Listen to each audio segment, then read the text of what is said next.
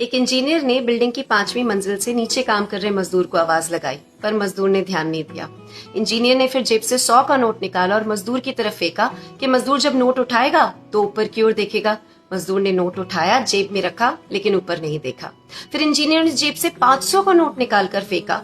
मजदूर ने 500 का नोट भी उठाया, तुरंत जेब में रखा, लेकिन ऊपर नहीं देखा। अब इंजीनियर परेशान हो गया।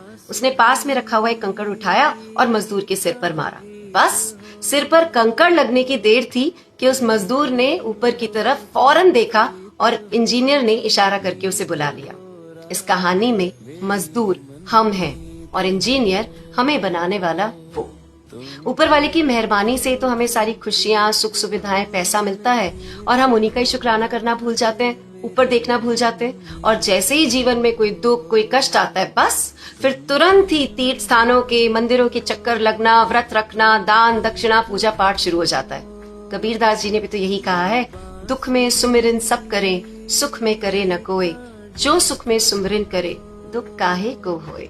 तो जिनकी मेहरबानी से आपको ये सारी खुशियां मिल रही हैं, उनका शुक्राना करने के लिए सिर पर पत्थर लगने का इंतजार मत कीजिए।